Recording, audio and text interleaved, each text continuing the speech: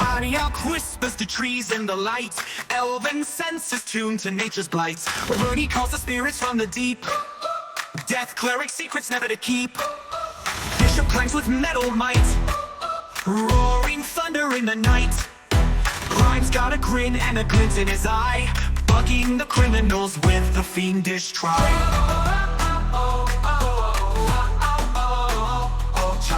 Raise your glass and join the chorus, friends. At the Groggy Donkey, hearts are warmer than the brew. Laughter's ringing out like bells, the night feels ever new. Raise your voice and share a story, let the games begin. Time stands still within these walls as we all join in.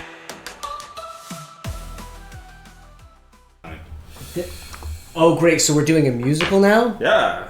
Do you All want to do right. a musical? Give me a piano intro, please. Arioch likes to die. There. Do you? That's the musical. We're When was the done. last time you did it? We are the Dancing Thieves. We are the We are not. Dancing Thieves. Oh, Dancing no, I Thieves. forgot about that. Absolutely not. Wearing green, hiding Yeah, in we would the not. trees. Nope. Nope. That's not how this goes. Well, bless you. Greetings and salutations. Welcome back to another round at the Groggy Donkey. Groggy Donkey!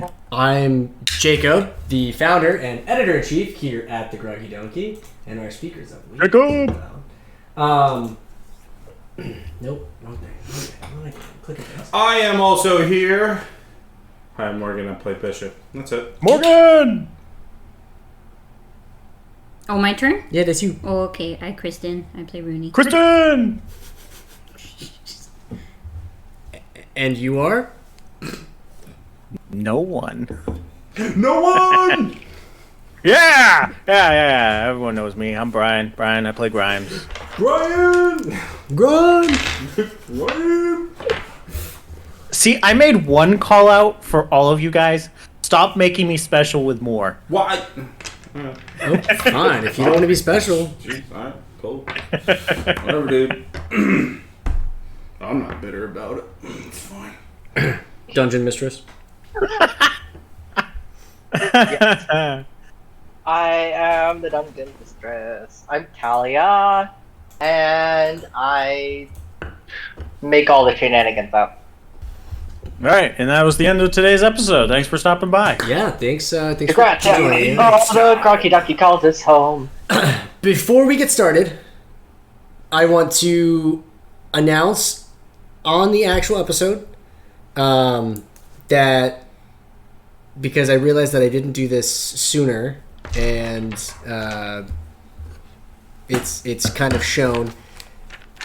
I recently started doing a kind of little mini series that's happening consecutively with the main campaign. Just now announcing this? I announced it on Instagram and Facebook, but I moved on YouTube. I moved the episodes into a different playlist, and since I moved them up to a different playlist, I've noticed that nobody has found and watched them. So I'm taking this opportunity now to say this kind of live at the beginning of an episode. So if anyone's curious, hey, I heard the first two, but whatever happened to the rest of them? That's where they are. On YouTube, they're on a separate playlist, still under the Groggy Donkey. This is Groggy Donkey Space Edition. Yeah, basically that's what it is. Yeah, Battlestar Donkey. Battlestar Donkey? It's all visible on there. I can see it. Yeah, sweet. I mean, after all, the Groggy Donkey, I mean, it could be a chain by this point if there's one on every planet at least, you know. One unavailable video is hidden. Yes, one unavailable video is hidden. Ooh. Secret. No. See, that was your episode, and I copied it and I re-put it up there because there was a weird, all of a sudden, just random piece of rock music. Yeah, that's right. Right. Yeah, but instead of taking it down and losing all of the statistics, I kept it up there and I hid it, so it's now private. Cool. So. Does anybody remember what happened last time? Who cares about what happened last time? I'm gonna be reading you all my journal.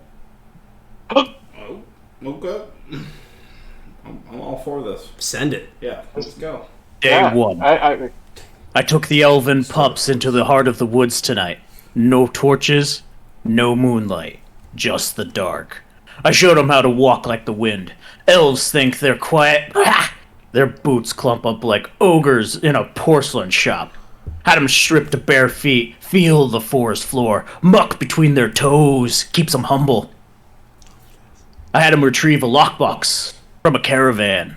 I had my compatriots here have these wonderful, what do you want to call them? Adversaries. Pretend to be a caravan for these schmucks.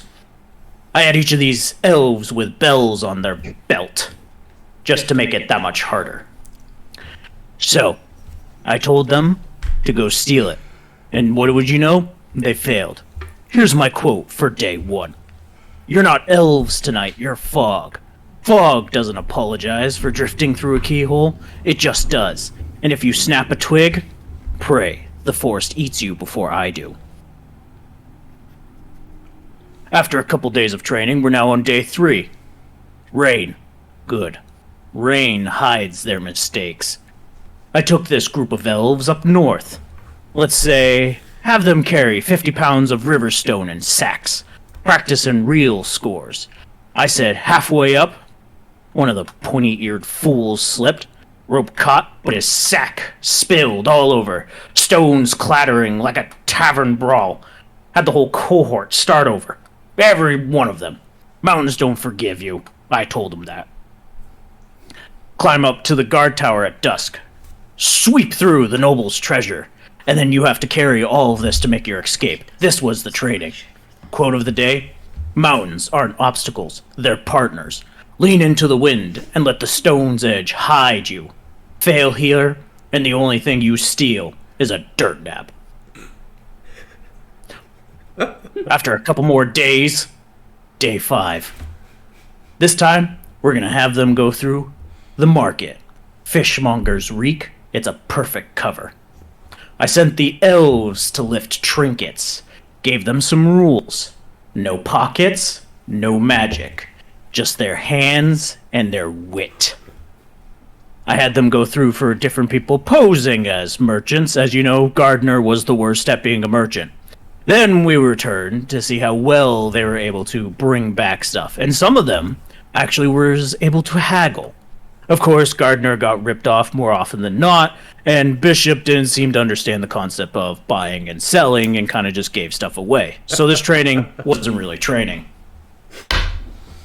A crowd's just a herd, and marks waiting to be parted from their wits.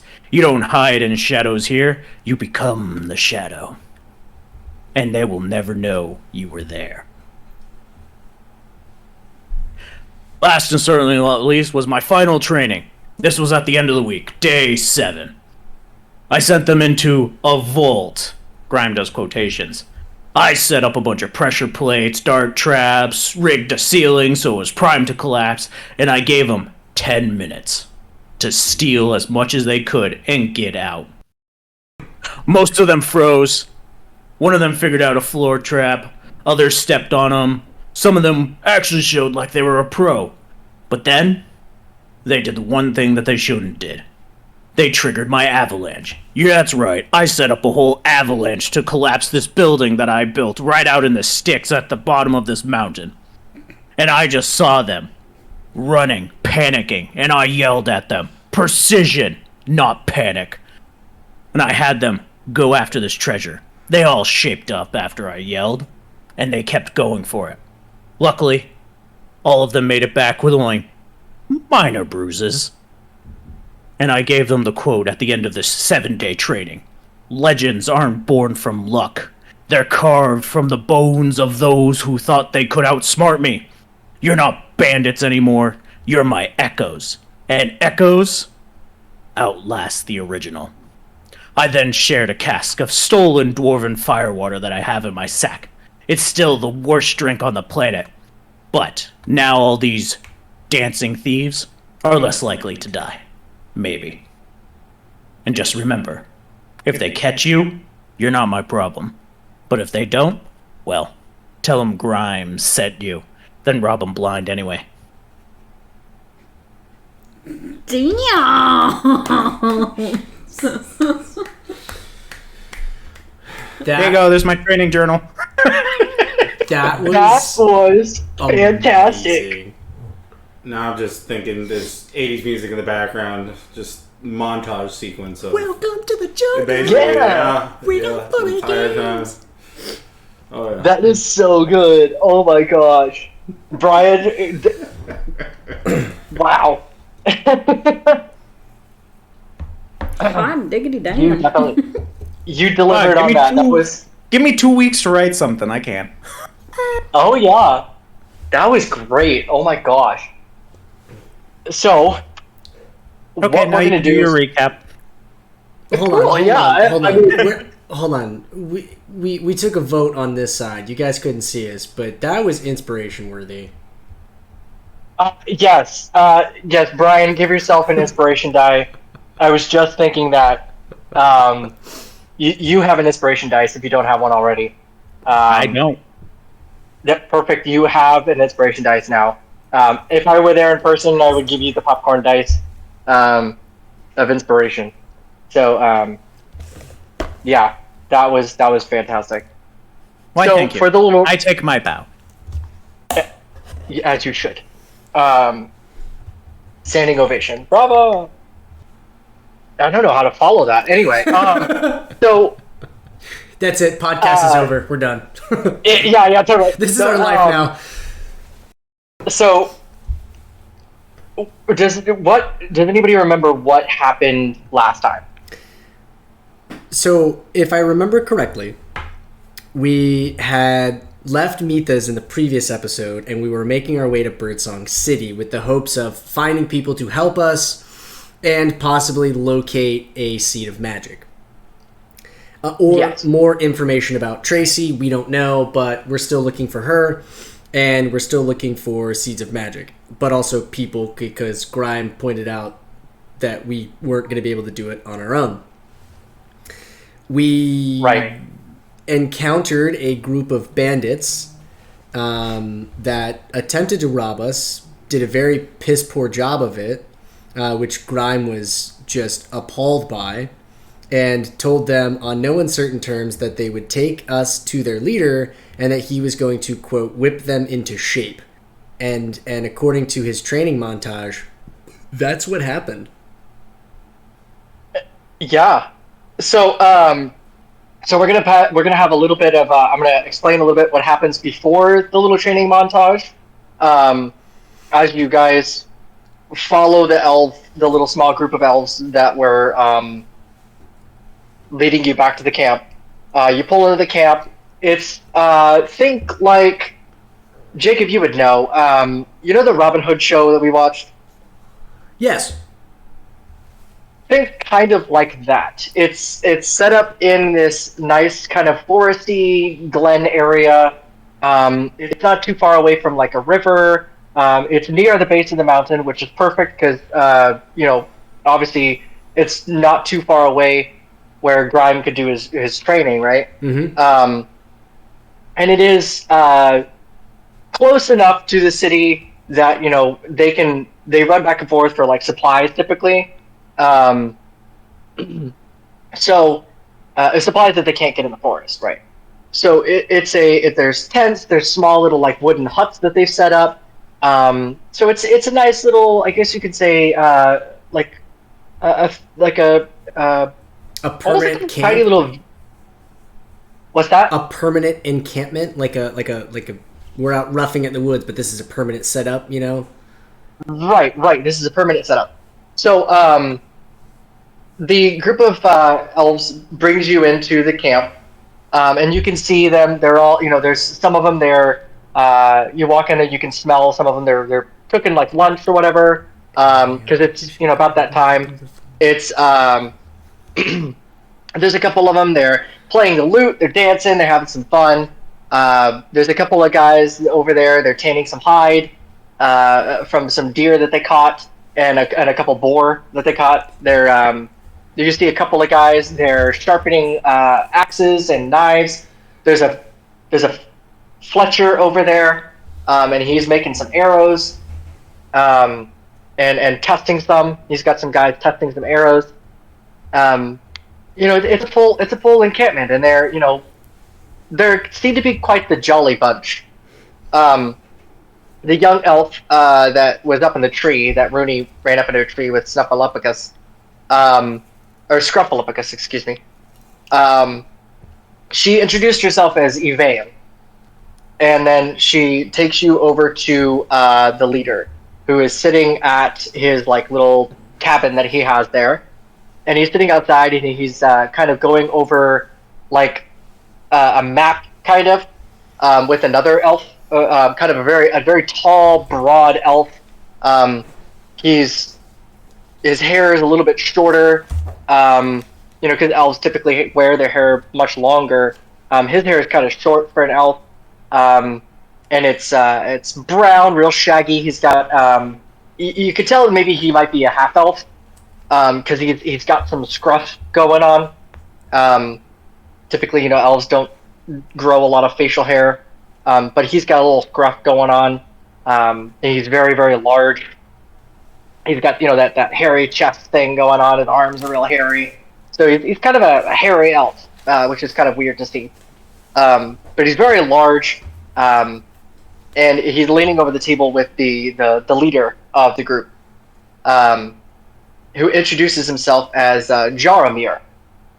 As you guys are talking to him, Jaromir says that the reason that they're where they're at, right, is because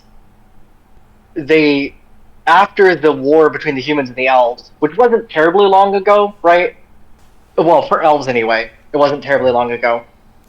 There was a lot of people pushed out of their homes. There was a lot of because they kind of had to retreat into the Birdsong Forest, and that's kind of where the elves have had to make their home. All of them, because obviously Yorkon used to be full of elves, but now it's not. I think. So, what's that? I think Arioch would, because he was talking about during the war with Yorkon. I think Arioch would hop in right here and ask him, be like, "Oh, by chance, were you a soldier?" I was a soldier. What battalion were you in? The 91st. 91st Battalion. Ooh. Leads me up to... Typically fought down the coast. Oh, on the coast? Aye. Well, I've got a question for you. So, do you remember the 17th Battalion? Do you ever hear what happened to them? Well, the stories of the 17th Battalion. Those Aye. 4 men. Aye. So, my brother and I are the only two that ever survived that. There were survivors. Just the two of us. I didn't know that. You guys went a totally different direction with that song reference than I did. I was thinking Eminem. Yeah. Oh. I was thinking that just the two of us. Yeah. Okay. Good song references. Anyway, so we're kind of in the neighborhood and in the market. We're looking for people so that disgusting human sorceress Tracy. She's the one that At that name, when you mention it, he spits. My thoughts exactly. I'm out for revenge. And we need people. Don't blame you. We need people. People I have. They're at your disposal. We're quite a ragtag group. We are. We lost our homes in the war, and a lot of the charities from the temples of Obshad scattered around, they lost a lot of their money. There was a particular temple run by the dwarves that kind of was the central hub they stopped distributing a lot of the charity monies, so a lot of us couldn't get homes. We don't know why they stopped their distribution, but it's left a lot of us homeless, which is where we are now. We are the Dancing Thieves. We've had to scrape by and resort to thievery of all things. Hey, what did I trade? There's honor amongst thieves. Mainly when you steal well. Aye, and I agree with that, my friend.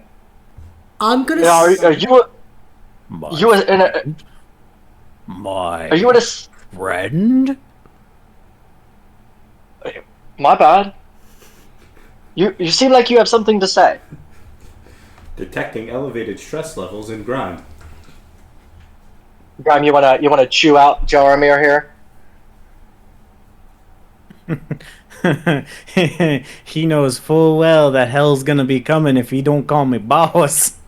They all know hell's coming if they don't call me boss. So You know what? Hold on. I'd like to see if Arioch can figure out what it is that Grime is after. Can I roll an insight check? Sure. I mean, he kind of straight up said it because I mean, he wanted to whip him into shape. This is prior to his training montage, so this is where yeah. I rolled an 18. Oh, you're saying this is completely prior, so I haven't completely whipped him in yet? Fine. Not yet. This is what leads you up to the point of you whipping them in. Fine. I'll let it slide this round. Okay. Well, it seems to me that Grime here, he is a professional, and you're not. And he'd like to fix that. If he could teach my men whatever knowledge that he has, I have no qualms. I'm just a retired soldier. I don't know much about thieving. Teaching? Hell, I'm gonna force it into him. by any means, do what you need to do. Alright, Grime, what do you need us to do? Let's get these lads whipped into shape and fighting. You don't tell me what to do. This is game time now. Let's get down. Perfect. Insert. I was just thinking that. Insert training montage. Boom. After the end of the 7 days, Jaromir comes to you guys and he says, "Well, it seems that Grime here did a fantastic job of whipping him into shape. Thank you." Well, now that we've done that, we move on to Birdsong City.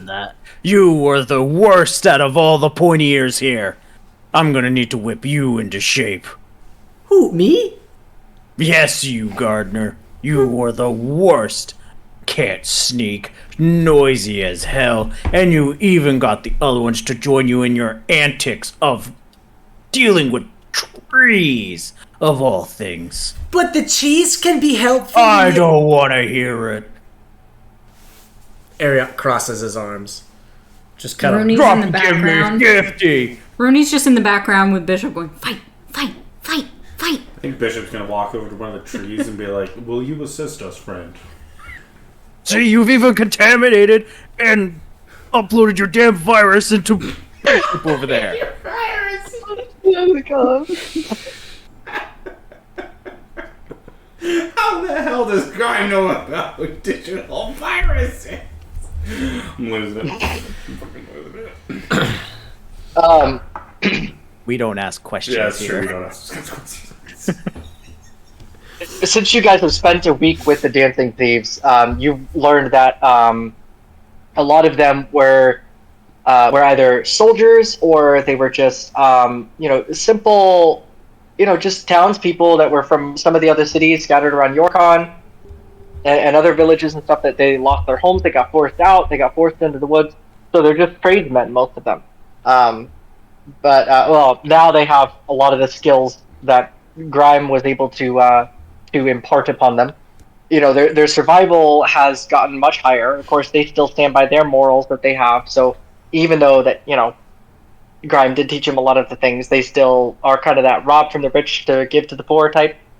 And Which is a stupid sentiment. Grime would teach them that. Pretty sure Grime would teach them rob from the rich and give to myself. right, they do keep a much larger chunk. Always but- imagine yourself to be the poor man and make yourself not poor. And these are the poor people. These are the people who got forced out of their homes.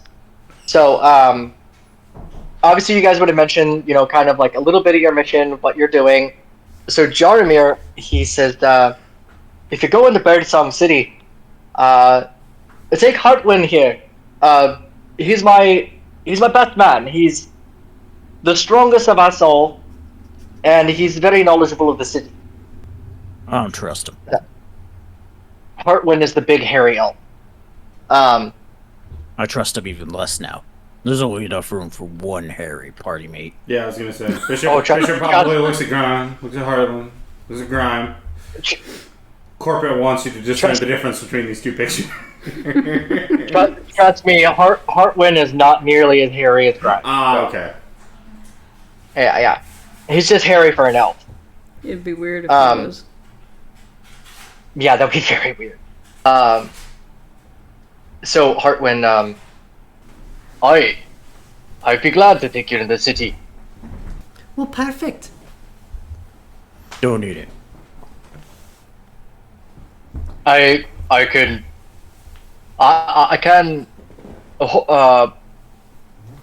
introduce you to it's really hard to do a Scottish accent while trying to do a low voice. I could introduce you to some of our contacts throughout the city. Arioch's gonna look at Grime and then look back at who's speaking again. I'm sorry. Heartwind. Heartwind. He's gonna look at Heartwind. Hairy elf. He's gonna look at the hairy elf. Then he's gonna look back at Grime, kind of do like a back and forth. Then look at Grime again and go, I don't want to seem judgmental, but You're always judgmental. Grime, don't you find it strange that they have contacts? They're not secretly part of a resistance, are they? No, of course not. Insight. They're people that we used to know before we were forced out of our homes. Yeah, 15. Staring at him squinty-eyed. Okay. Well, he's not trying to deceive you, so... Something You smells fishy here. I immediately look at Gardner. Don't look at me. I haven't wild shape into a fish in a while. Insight. Dirty 20. I rolled a 16 for persuasion. Well, there you go. What? Dirty 20. I see through it. Another player? That's what you think, but you secretly change into a fish in your sleep. I have never done that. You're sleeping, how would you know? See? Runi's got me backed up as I squint, narrowed eye. Bishop would like to remind everyone that we did do a training montage through a fishmonger's market, so... Oh, that's a good point. True. A supposed fishmonger's market. It was all staged. It was more just cardboard cutouts Oh, of yeah, the that's right. fishmongers. I think probably Bishop was just so into it. He was like, I guess we're just selling fish now. This is my life. Does Bishop smell? Would you like this mackerel? Does he smell? Yeah, that's a good question. Can Does Bishop Bishop have an smell? I don't have to olfactory breathe, so no, probably not. So you don't know what fish smell like? There we go. sense? Right, I'm a manufactured individual. I don't Does- think I have olfactory senses. This is a really random question. Does Bishop want hair? I do have a random scalp just in my bag. It's not a random scalp. I scalped somebody and I got that. But now it's in my bag. So, and I still have a Bishop's foot just that gonna I shake never his ground head. up. No. I think I'm all set. Thank you. Oh yeah. When you guys start encountering more of the agents of Izu, you definitely need to bring that tradition back. Oh, I was planning on it. Oh, okay, cool. So are you guys gonna go back out to the road and then just continue up in the omelet? How far is it? Let's see. How far did I say the camp was from the? It'd probably be like a, let's see, it's 45-minute walk from where we got robbed. Right. So, So the rest probably- of the journey to Birdsong City would Be be like maybe another day. It probably Day, half a day, maybe? Yeah, half a day. No, Wouldn't be too far away. you guys were already in your second day anyway because you guys had driven all night. Yeah, and you said it would So- be like afternoon when we got there. So yeah, it would be like a half day's journey. Yeah, you guys would get there about the end of the night or the end of the day or whatever. It would be sunset by the time you guys got there. So yeah, let's just take the omelet. No sense in wasting time. Jaromir walks up to you, Arioch, and he gives you, like that handshake, where you grab like the forearm or whatever. Oh yeah, that And he manly says, forearm handshake. Just Yep. So he does that, and he says, "I thank you, friends, and if you ever need any of us, you just reach out, and we'll be there." we'll better. appreciate it. After how much arts and crafts I did for you guys, you better be there. Aye, and noble. It's a noble cause. What you guys are doing. It's no menial task. Wait, hold on. Gardner, did you tell them our secret mission? I told them I was out to slit the throat of some bitch who killed my battalion. Alright. Right. Alright. That's literally like, and all he knows is you guys just need help. So he knows who Tracy is. He doesn't know about any of the seeds of magic, though. Unless you Which, guys wanted to know Jaromir, it. speaking of which, why don't you come with us? We're gonna go up to Birdsong City, do some things up in there, and then we're gonna head over to Lindeman's Pass. Nah, I should stay here with my group and continue some more of the training. Before Grime steps in, Jaromir, why don't you take the Dancing Thieves and move them to Lindeman's Pass and meet us there? It does sound like a good idea, but why Leatherman's Pass? Let's It's just... the next big score. Exactly. A score? You guys had found treasure. It's going to be a great score. Sarcasm detected. I don't know if I could spare a lot of men, but I could definitely send you with a few. I would like to try to intimidate this guy, please.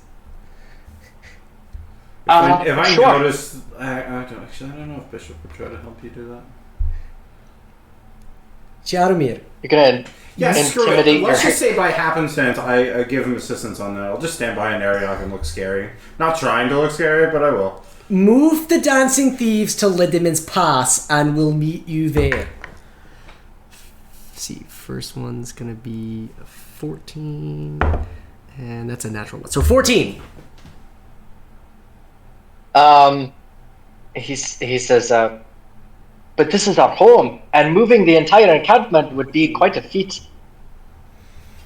But if you think it would be more of a vantage point, I don't mind moving out of the forest.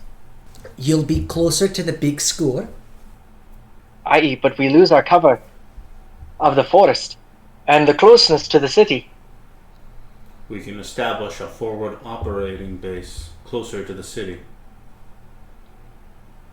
Does anybody remember what village is close to Letterman's Pass? Yeah, it's that place. It's right there. We're not looking at any maps. Don't worry about it. Oh, come on, Jacob drew a map. He's got one right there. No, we know off the top of our heads. Zebula. It's Zebula. Yeah, see? Bishop got it. I knew he would. The town is known Zebula. Aye. Letterman's Pass is close to Zebula. And we could make a home there. You know, It's not very big. I met some very interesting people out there in Zebula once. Oh? Aye, he was a human soldier, didn't quite give a rat's arse that we were elves. I believe his name was Erastus. Aye. We will... I will move the Dancing Thieves to Zebula. That way we're outside of Letterman's Pass, but we're near enough for you guys, if you need us. Perfect. And Hartwin here will tag along with you guys to Birdsong City and introduce you to Brocker, one of our contacts in the city. Lovely idea.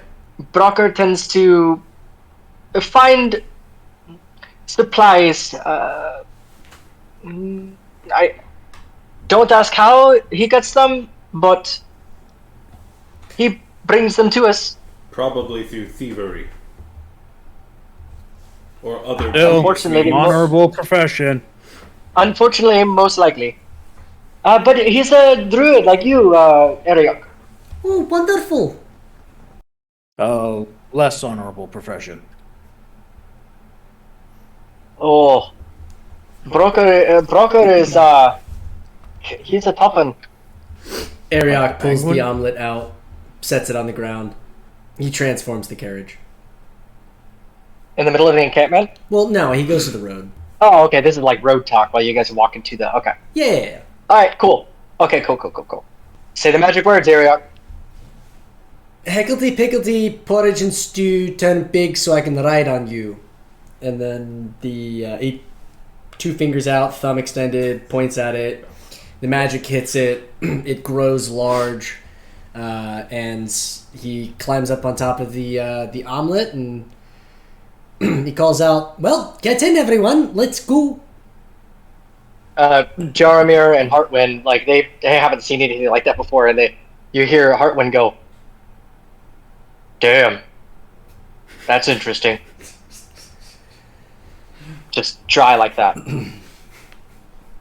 You know, Hartwin is quite the character. Yeah.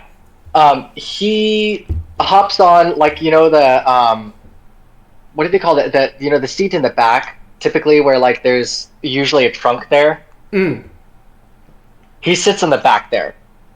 Because there's not really much space for him inside the carriage.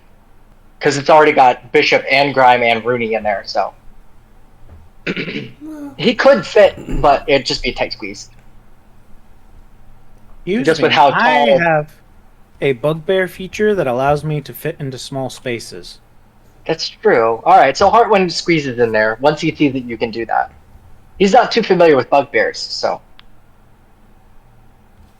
But he sits next to. Who are you sitting next to, Grime? Sitting? Who's sitting? Okay, where are you located inside the carriage? The carriage has fold-up seats. Oh, damn. Oh. For storage inside? Yeah, I'm able to fit in one of those. Cool, so that just expands. Okay, cool. Why don't we just shove him in the lockbox in the back? Runi sits on the seat that Grime is underneath and rips ass. Just so it permeates down to where he is. I'll also sit on that same bench. So you got 300 pounds. Keeping it closed. If that's the case, Grime, roll me a Constitution. Let's go. May I ask, is this against a spell? No, would you call a fart a spell? No. It's toxic gas. You're right. It's probably contained in an area No. Alright, so before I die, I will say that was a good one. Should have saw it coming. Curse Inevitable betrayal. I cast What did cloud kill with my ass. Yeah. Well, there you go. What did you roll? Just curiosity. Natural 2 for a 4. Ooh, okay. Yeah, Grime passes out by mistake. Oh, there you go. Runi just cackles. What the hell's going on back there? You hear some frantic thumping and then nothing. After he compliments it, he passes out. So, you guys make your way to Birdsong City. Yep. Where you guys pull in it. It's just starting to set. The sun is starting to set. Suns, I guess, just starting to set. Oh, wait, no, there's one sun, two One moons. sun. The sun. One sun, 3 moons. Sorry. So the sun's starting to set. The moons are starting to show. The night birds are starting to call. All the little critters are starting to go to sleep. You guys are pulling in. There's still a little bit of life in the city. Places are starting to close, but you can still see a lot of people moving around. It's a busy city, and it's a city. Like there's cobblestone streets, there's stone structures, there's a full-on city, and but it's just it's kind of, and you can correct me, Jacob, as far as the features, but there is foresty around it, but it's also got the almost the backdrop of the mountains right there next to it. Like it's almost built right up against the base of the mountains, and so the mountains are kind of a very large feature of the landscape surrounding the city. And is that correct? Mostly. So the way Birdsong City is structured, it's split into like almost 2 sections, and you've got the lower section. So the forest ends right as the mountains kind of jut almost seemingly unnaturally out of the ground, and there's a pass. Right. And you come through this almost like a natural stone wall, and then up the sides of the inside of this it's almost like there's a split in the mountain, and up the sides on the inside of this protective wall there's houses and streets and shops, and there's bridges, and it continues to go forward into the mountains for a little ways, and then there's a river that kind of splits one part of the city from the other, and then up on the other side there's a big like a palace. There you go. So, okay, cool. So, you guys come into that lower part of the city, and it's got houses, and shops. There's you can see people who have like their laundry strung in between like these little alleyways. The way it's set up, a lot of the buildings are like 3-4 stories. There's bridges that go across above the city, like above your head, and there's lighting strewn about like on each of the bridges to light up the city a little bit. You see the path obviously continues up into the upper part of the city, and that's basically where you guys are going to. But you guys can continue further into the city up to maybe to try to find an inn up at the upper side, or you could try to find an inn on the lower side, and then in the morning go talk to whoever you need to talk to. Find an inn? Absolutely not. Guys, Arioch, he gets everyone out of the carriage. He shrinks it back down. Pickledy-hickledy, porridge and stew, turn small like a locket so I can put you in my pocket.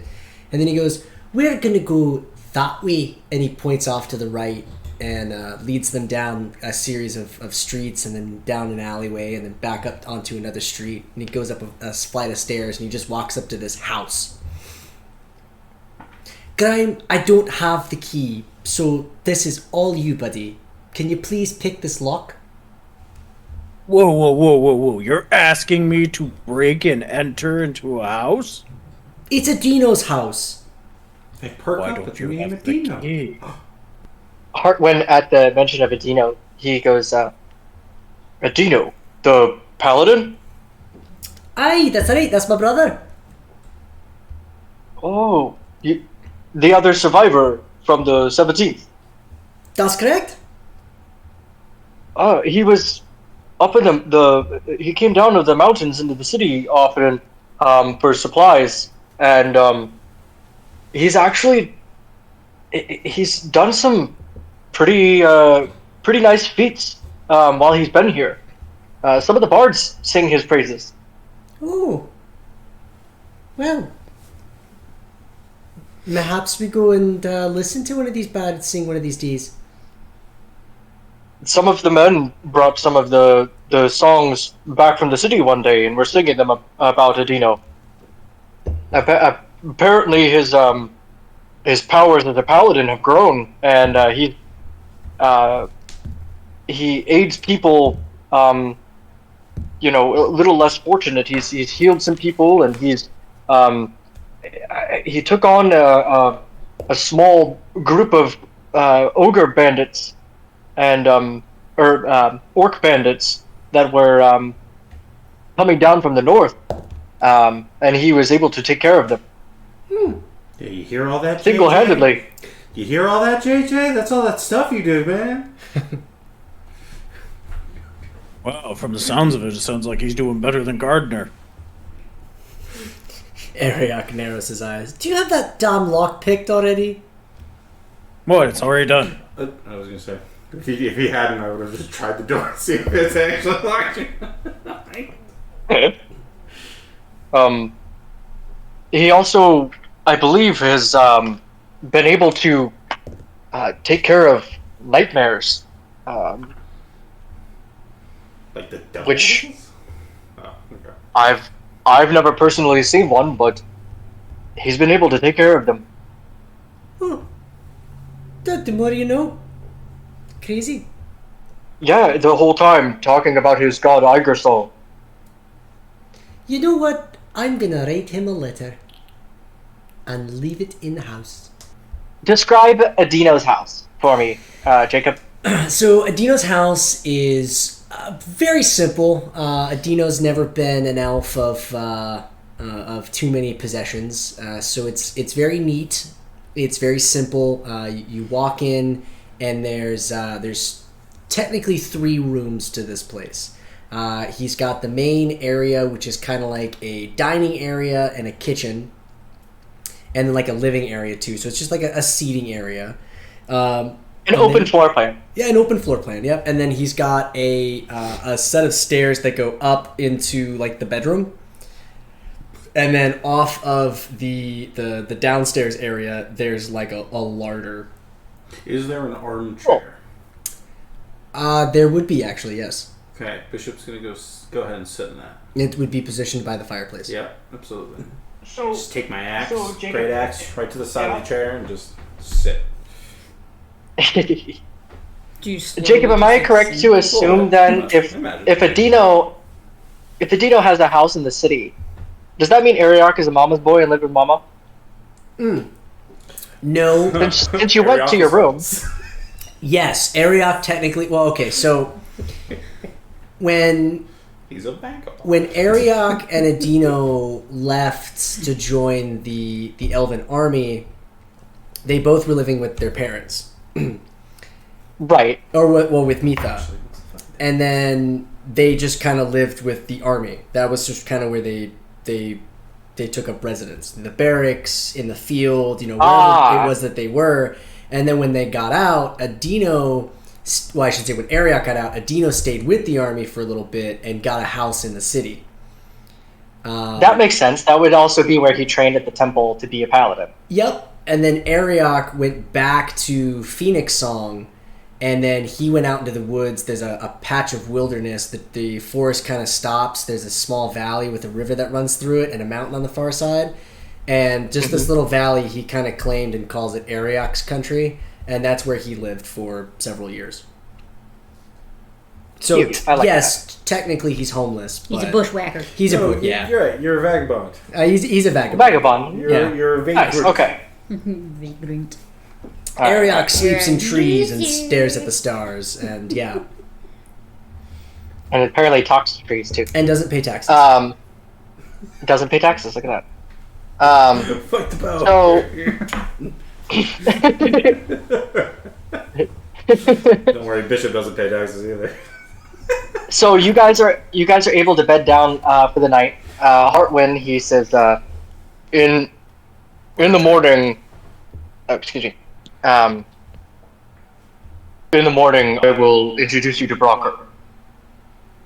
Fantastic. He typically resides down here in the lower side.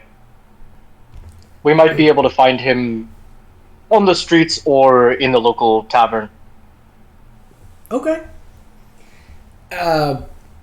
During the night, Arioch is going to write Adino a letter. Okay. You don't have to say what it is if you don't want to, but you can definitely tell JJ what the letter says. Dear Adino. This is Arioch, by the way. My mom's better than yours. Sleight of hand check. While he's writing, I'm gonna sneak in and change words without him noticing. What in I just left Mitha's the other day. And I just left my ass the other day. She's doing very well. She's doing terrible. She's sick. Go home. I also got a letter from our father. Dad's okay. He's alive. Dad's alive. Don't look into it. He left me a gift and said he left you one as well. Dad loves me more. I think that's fantastic. I think you're fantastic. Aww. Good, nice.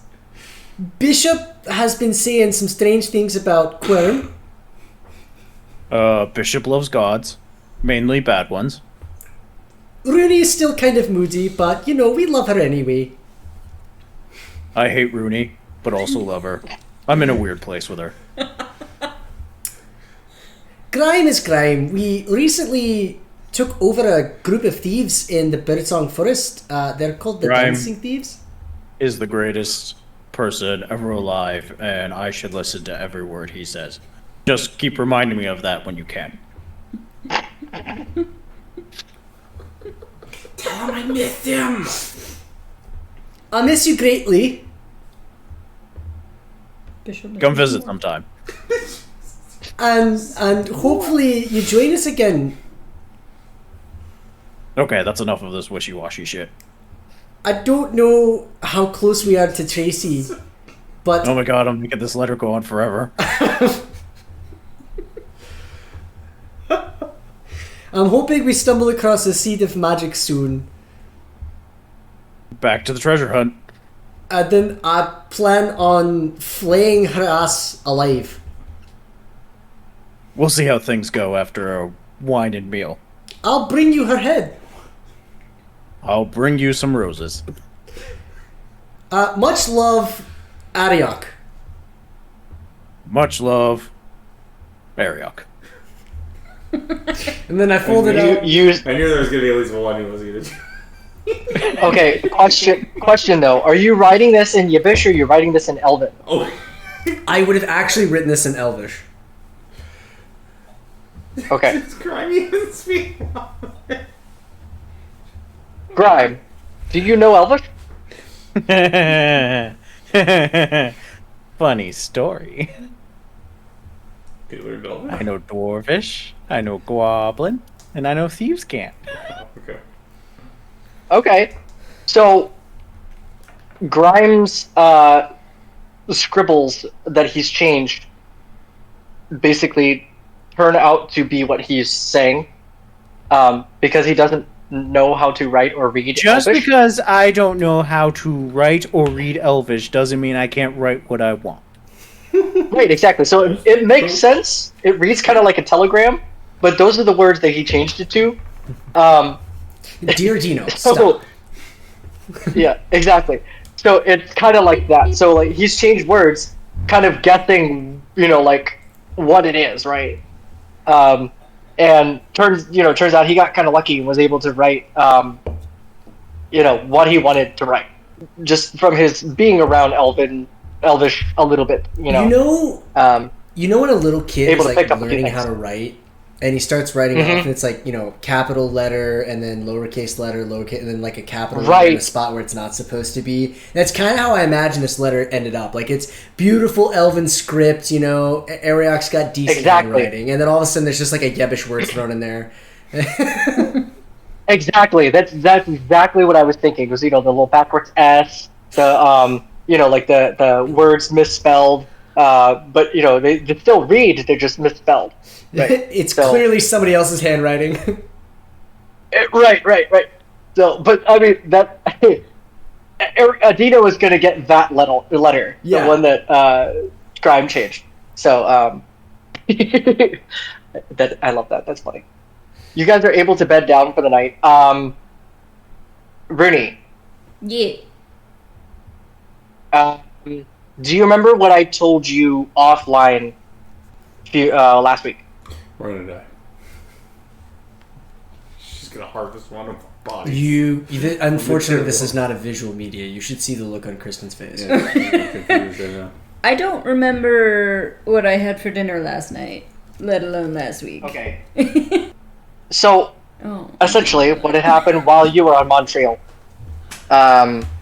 you were able to, get in touch more with Libitina. You were able to practice a little bit more of your, reaping abilities. But you got another target, basically, in the form of like the little writing on your arm, like you did the last one. Yeah. And your writing starts to itch. Ooh. The name starts to itch. What's the name? If you need the name again, hold on. I gotta find it. Yo, we going on a nighttime raid? Hell Bishop will fucking jump in on that. Let's go. Not a raid, a murder. Okay, well, you know what? As long as I'm Not a my murder. friends, I don't give a. It's a reaping. Oh my! It's not murder. Yes. We're gone. Okay. Yes. Runi is a Jacob, moody teenager. She thinks this is fun. Teenagers scare the living living shit out of me. My Yeah. Alchemical Romance. Yeah. Jacob, yes, that is correct. Evander was the man's name, and you also received his wife's name, not as a target, but you did receive his name from her, from Libitina, or her name from Libitina, and her name is Tegwin. You about to kill a family guy? Tegwin. So Evander and Tegwin. Nice. Evander is your target. Yeah, so your tattoo starts to itch. Okay, well. He's probably still downstairs in the armchair, tending to the fire all night long. Just as an aside. So, I pulled out my rust-colored bag of tricks, and I rolled a 1, which is my rat, Squeakykins. Squeakykins is going to do a little recon for me. Just going to kind of travel around, try to see if they can hear any Evander or Tegwin. Okay. Meta knowledge. You also have a druid that can wild shape and. Why spend your resources? I'm a strong, independent woman. Thank you very much. Because our ally requires help. Well, I guess maybe not. Strong, independent. Yeah. Fair. So But she likes Squeakykins companionship. makes his way through the city, and he happens upon a little house that is on the 4th level. He kind of is it's on the lower side, and he hears the name Evander spoken by somebody, and he kind of follows that sound and everything, and that's when he finds the house, and there's a young couple with a toddler, and the man just came in, and he's came home from work, whatever his work is, and he's sitting down. The wife has just prepared some dinner, and the toddler you can see is running around the house. Looks like they just like bathed or whatever. So they're running around the house, wet hair, just jumping up and down, screaming, having a lot of fun. That's what Squeakykins reports back to you. Wow, he does have children. I'm gonna sit down and pray to Libathina. Okay. And basically what I'm gonna say is, hey there, Libathina. So, not to question you, considering you're a goddess and such, but are you sure about this one? The answer that you receive is yes. Why? And his time has come. Yeah, but... Ours is not to question why. Ours is to make them die. I mean, Wow. That's dark. Where's the lie, though? For real. She tells you, don't be worried, my child. There will be some hard souls to take. Okay. I mean, you know what's best. Peace. So, I get up. That is...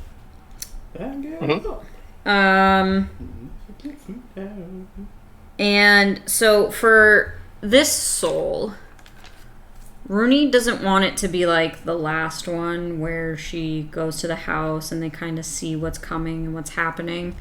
Because she doesn't want the wife and the child to really be involved in this reaping. Because that will kind of traumatize the child, watching someone just dagger their dad. So I'm going Okay, to... so... Yeah.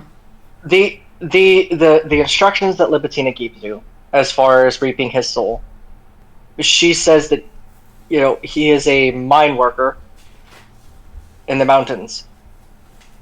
And you will reap his soul while he's in the mine. Okay, cool. If that helps you out. Yeah, that does. So, I mean, now that I know that he is in the city and that he works in the mine, I'm just gonna wait till the morning, where I'm gonna sneak out early morning, because I'm assuming working in the mine, they go there really early in the morning. So I'll just kind of creep my way over there in the morning and catch him before he even gets to the mine. Cool. So, this is a nice little spot to split the party a little bit. So morning comes, you guys have taken your long rest or whatever. Hartwin takes the guys, because Runi is nowhere to be found, to go meet Brocker. He leads you down to a certain street, and you can see a badger getting into a barrel of apples. And the shopkeeper's getting all mad at him, waving his broom at him, trying to shoo him away. And he's, the badger all doing badger noises, right? He's chittering around and knocking stuff over and breaking stuff and just causing a whole lot of ruckus for this particular shopkeeper. He was a grocer. I cast Speak with Animals. It fails. What? You know what that means. Oh! You son of a bitch. You must be Brocker. Come here, you wee little punk.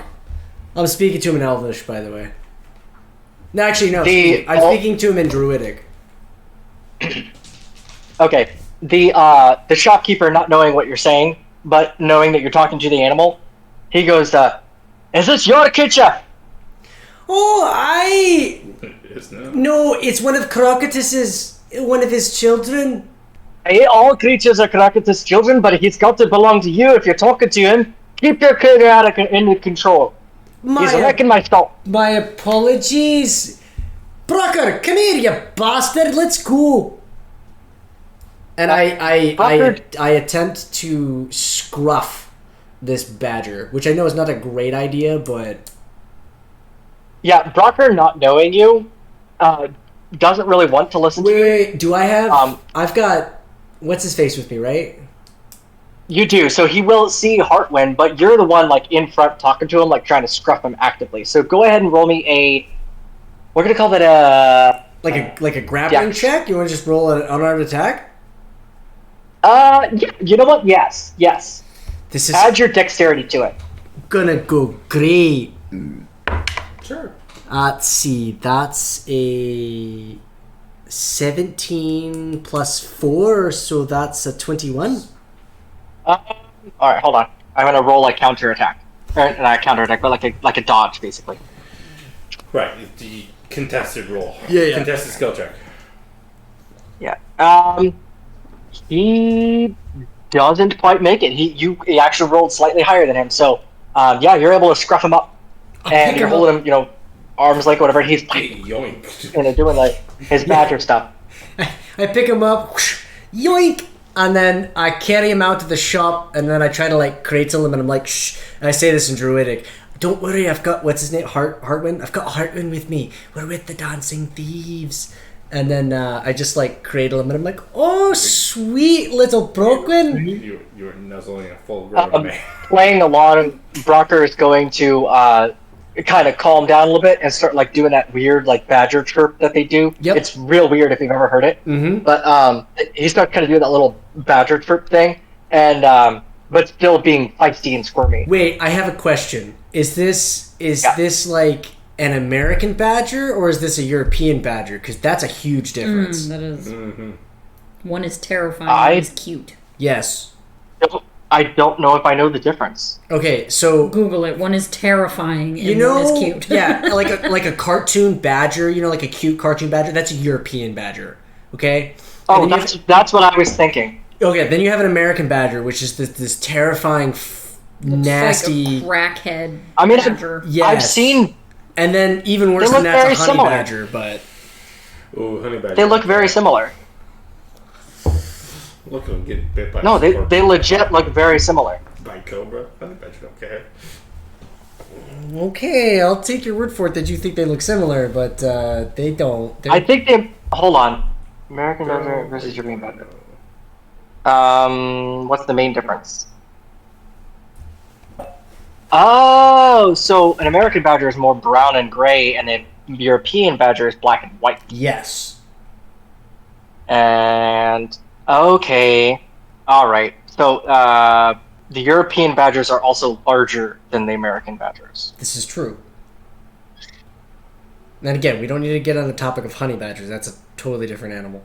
No, of course not. So he's about Weird a animal. 35-pound. He's a 35-pound badger. I am nuzzling this motherfucker. Okay, so you've got one of those cute little black and white ones that you see in the cartoons, right? Yep. Like Redwall. Yep. Yeah. Dude, what a so throwback. What a fucking Sunshine. I love throwback. Sunshine. What a guy. so you've got a little Redwall badger there, Oh, and Ryan Jacques was a brilliant bastard. when you carry him around the corner into like the alleyway, Heartwind's standing there, and Brocker immediately kind of like stops like chittering and squirming, and like makes eye contact with him, and then like starts to kind of squirm to get down. I set him down. You set him down, and he immediately pops into his elvish form. He goes, Heartwind, what are you doing here? Heartwind, he's like, here to find you. These fine folks, we found them in the forest, and they helped us train. They're after some sorceress, and we thought that you might have some resources here in the city. Brocker turns to Arioch, and he says, thank you for helping me back there. That shopkeeper, he was real tough. Oh, absolutely. Anytime. I've been in too many situations when I've been wild shaped and it's never not turned out the way I wanted it to.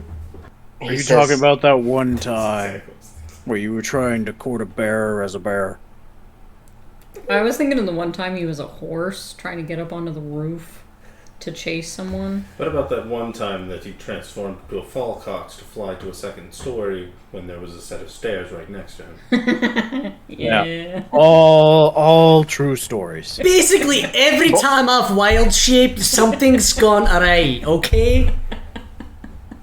Brocker and Hartwin are listening very closely, and Brocker goes, I'd love to hear some of your tales sometime. Oh, well... No, you don't. Trust me. So, what brings you to the city?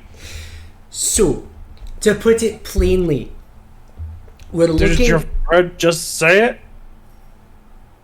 Who seems to be speaking up for all of us? Well, I'm looking for information about a sorceress named Tracy. This fine bugbear is looking for loot and treasure, and I promised him some whenever we take care of Tracy. No. You have it backwards. See, I'm looking for this witch named Tracy. She slaughtered my battalion and completely destroyed everything about my life and everything I loved for. This guy's looking for treasure. Grime just stole your backstory. I rolled a nat 20 on an insight check. Grime has come full circle. He has stolen everything from you. Your personal objects, your dignity, your pride, now your backstory. Alright, Grime. Let's hear you speak with a birdsong elf accent. He can still act. Why would an accent matter? I speak from where I'm from. Does that offend you, Gardner? No, what offends me is the fact Oh, that... I see. You think you could be offended? Huh, I see how it is. I'm gonna go get myself a drink. I don't need to see these fools. Cool. Well, I don't know what... maybe he's got fleas in his fur. Not quite sure what happened to him. But anyway... The only one with fleas are you, even when you're not wild-shaped. Arioch reaches up into his hair and starts looking for fleas. do I have to bathe both of you again? Actually, when Grime says that and you reach up for your hair, Blocker starts like scratching behind his ear. Like he's got fleas too. He's like doing that dog scratch. Blocker That was cool. says, I've heard of Tracy. She's the witch that slaughtered that battalion over near in Acredor. Aye, that's her. We're looking for her, and she's got a date with my tomahawk to her face. Good. That bitch needs to be put on her place. Now, can you help us? Aye, anything for the fellow soldier. And then I was in the 14th battalion. I say in Druidic, and if you know anything about seeds of magic, that'd be beautiful too. He waits and like does like kind of like a, you know, like the what's that? What do they call that in Hawaii? The shaka. Yeah. Yeah, he kind of does that a little bit in the air. He kind of just winks and does that, while continuing telling you like, it sounds to be like you've got the Dancing Thieves on your side, but you probably need a little help from the Elephant Army. I've got a few hookups. I could probably bring you up to Bronca. I thought you would, Bronca. No, I'm Brocker. This is Bronca. Oh, Brocker, and you're gonna take us up to Bronca. Aye. She will put us in touch with Alchemos, the captain of the Elephant Army. Do I know? You would recognize the name Alchemos. Yes. What's his name again? Sorry. Alchemos. Alchemist. He goes, I'll take you to Bronca. She'd be able to put us in touch with Alchemos. He would definitely need approval from the High Chancellor, but I don't see why not. It's about time the elves took back their land. I agree. So, after this, our plan is to go to Liddeman's Pass. And we're Dangerous territory, that.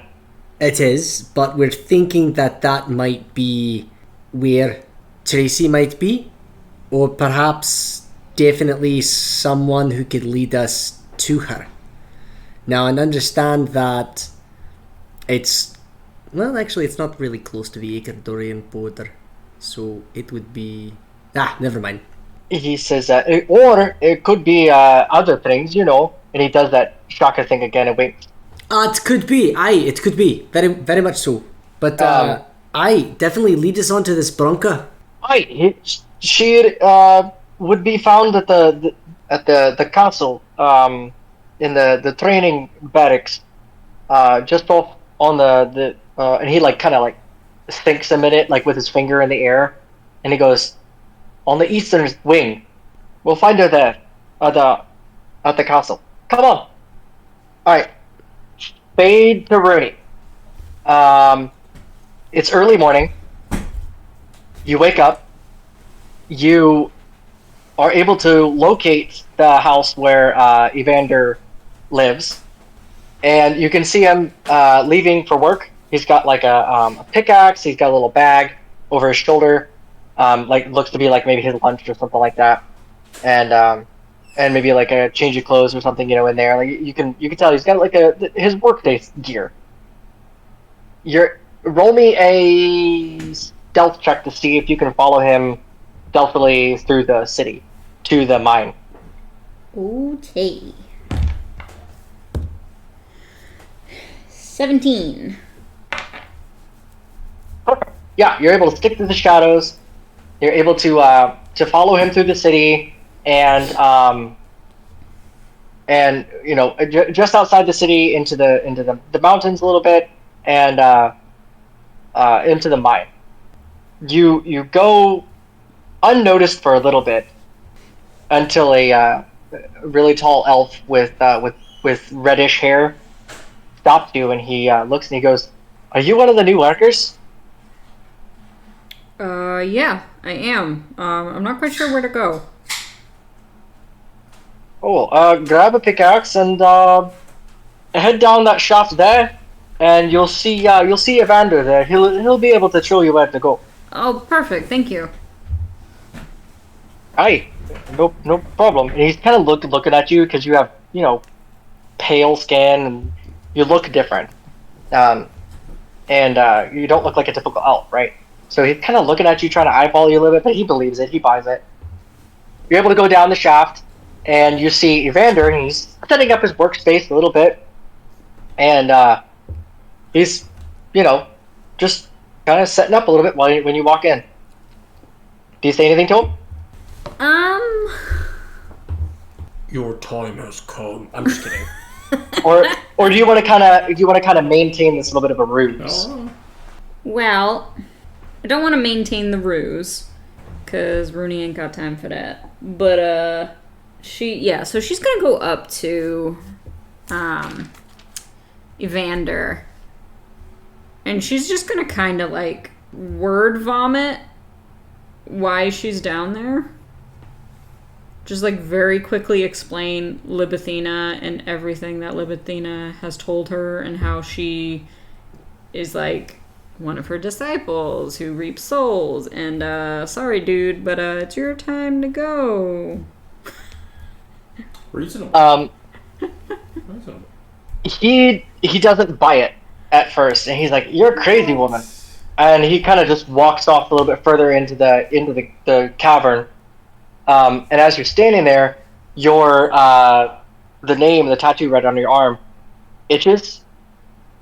And then you kind of get a sense that you're not meant to personally, like, you know, like what you did with the first guy, and even some of the other ones that you did on Montreal, you're meant to cause an accident. Well, are there any other people in the mine right now, or is it just Evander? There are several people in the mine, yes. He just walked further down the shaft. Cave in. Oh no, I don't want to kill a lot of people. It sounds like you might kill multiple people. Fireball!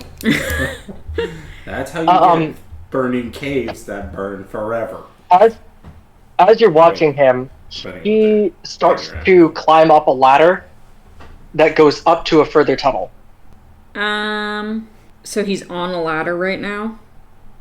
He's on a ladder right now. Should have brought me along. Is this ladder attached accident. to anything? I will accidentally kill him for you. It's kind of like a typical like mine shaft ladder. It's kind of used for scaffolding. There's like a wooden pathway a little bit that is just on the outside of the upper tunnel. So he's going up to that upper pathway up there. Okay, so I pull out one of my smoke bombs. And I'm gonna throw it like over him, like past him. So that way it goes off in front of him. And stops him from going that way. Is there any of the like miners are happening? It startles him. He turns around and he shouts at you. He's like, "Hey, stop that!" But whenever he does, he loses his balance, and the ladder comes undone. I don't know if this counts as And it shakes the entire platform up there, and he ends up the whole platform walkway ends up falling down on top of him. Did that like put him out of his misery, or is he suffering like a shot animal right now? He are you gonna go? You're gonna go investigate? This is an Yes. accident. You caused it. Okay, so you approach him, and he's under a beam and a couple of rocks, and you check his pulse. He's still alive, but he's in very bad shape. He's still alive and he's barely breathing. And I know for sure that he has to go naturally. Hit the rock. Now I'm bleeding. Does smashing a rock over his head count as naturally? While you're checking on him, It's natural rock. while you're checking on him, he comes to a little bit, Oh, jeez. and in his kind of like raspy, like, in pain voice, he's like, I believe you now. Do what you have to do, Angel. And I kind of word vomit again, telling him he'll be taken care of and that there's nothing to worry about, and his kid will grow up very lovingly, and Lying? and that Libathina will carry him off on the wings of a dove. Is this how you got your start? Somebody killed your parents. And you're like, well, I guess all do the same. Yeah. Yeah, pretty much. Yeah, so- Awesome. Okay. Can So I how put him are out of his misery? A swift little to the back of the throat or something. Like... so how you do it is up to you. Yeah, Runi's method of death here. She likes the base of the skull kind of going upward. It seems to work for her, so she's gonna... Again, think about it though. He's in the city. He's in the mine. If somebody finds him with a stab wound on the back of his neck, they're gonna think foul play, right? Yeah, you're right. You're right. But I don't want to, like, Best to leave You also have spells. death and dust. smash his head in. I'm just gonna, like, twiddle my thumbs and whistle a tune and walk away.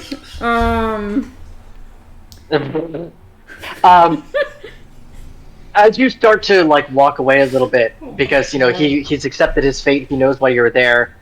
Your finger on your right hand starts to turn black.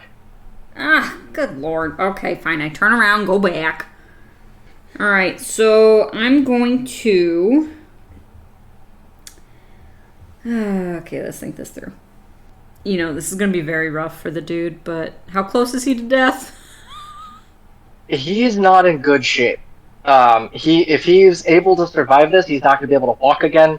He's got several broken ribs. He's going to be very, very disfigured. He'll be out of a job. Your hand, your whole hand starts to almost like shadow off of itself, and become almost ethereal. You now have like what I'm going to do is I'm a going phantom hand. to cast Vampiric Touch, so my shadow-wreathed hand can siphon life force from others.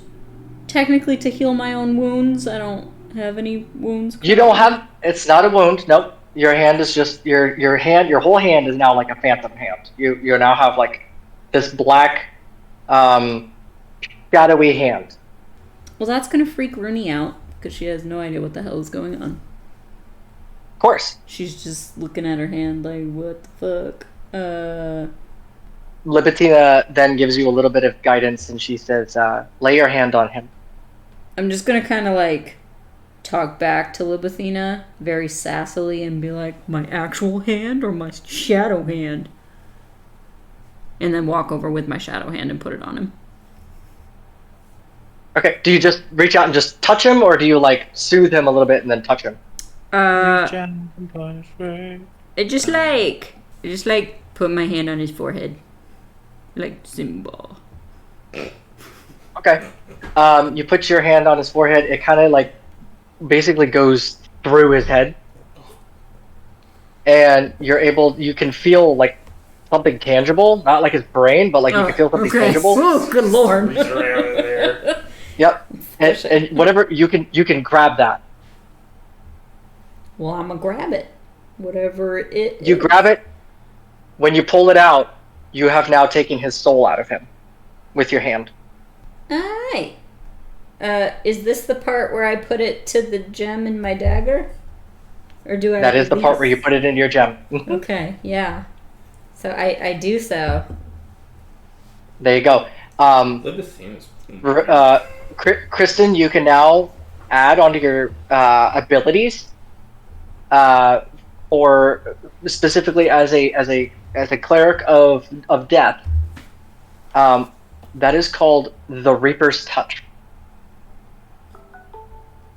All right. Because you are a Reaper, and your job as a Reaper, as a cleric of the goddess of death, you are escorting souls. You're taking souls, and they will be going to the afterlife. So that is an ability as a Reaper that you have learned.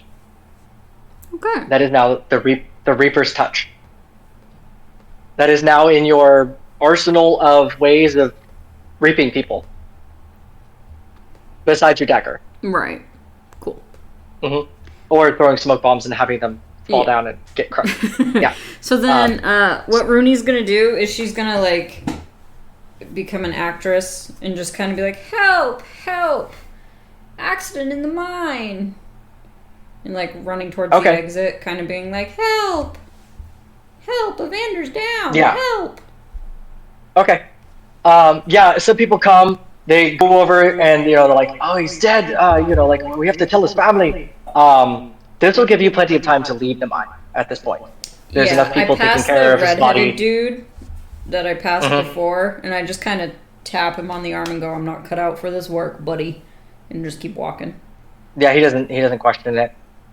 He just lets you go through. So what we'll do is we will end it there, mostly because I think we've reached a good spot, and also my headphones are dying. And I will leave you with that. Awesome. Thank you to all the players for being here and being a part of this journey. And thank you to all the listeners for being a part of this journey as well. I've had the pleasure of meeting several people over the past couple of weeks and getting the pleasure of telling them about the podcast. Me too. I met a lady the other day, and again, just for, safety reasons, I won't say where, but my job takes me to a bunch of different places, and so one of the stops I have a shirt that has a bunch of polyhedral dice on it, and we got in conversation, and I told her about the podcast. The next week when I went back for my job, she's like, hey, I'm on episode 7, and so that was over a week ago, so she's probably on like episode 14 or more right now, which is really awesome. So, and then when we were down this past week, we had to go out of town. I was in a bookstore, and I saw this lady. She was buying her husband a book, and it was like a Dungeons and Dragons based kind of book. And so I asked the question, and so I told her about the podcast as well. So for those of you who I just talked about, if you're listening, thank you for joining us. And everyone else that I don't know of, thank you for joining us. Let's challenge our listeners, especially for those that you shouted out a little bit. So, obviously, shout out to the listeners. Leave us a comment. Absolutely. And I forgot what I was about to say. Oh, I know what I was going to say. I was going to shout out our friends over at Unbalanced Encounters. So I was listening to Unbalanced Encounters, and very early on, this is like first campaign, this is like first story arc for them. Their DM, Patrick, he was like, look, the lifeblood of a baby podcast is likes and downloads. He's like, we don't care about subscribing right now, the Patreon subscriptions stuff. He's like, we just need likes, follows, and stuff like that. And so to kind of quote him, yes, that is the lifeblood right now, and that is what we look forward. We look forward to those the likes and the subscriptions, the follows, excuse me, and comments. Comments really help us to interact and just like really connect with our fan base, and to know, hey, you're listening to us. Hey, I had a question. Ask a question. We look forward to that. So please reach out to us, follow us, and share us with your friends. This is a growing experience for all of us, a learning experience for all of us. We try to improve every time we get together and every time that we record and edit an episode. We're not professionals by any means, and maybe one day we could be considered professionals. But we're not there yet, and we can't be there without you guys. But again, thank you for listening to us. Thank you for joining us, and we look forward to having you here with us again for another round at the Groggy Donkey. Stay groggy, everyone. Oh, the Groggy Donkey calls us home, where the adventurers spirit roam.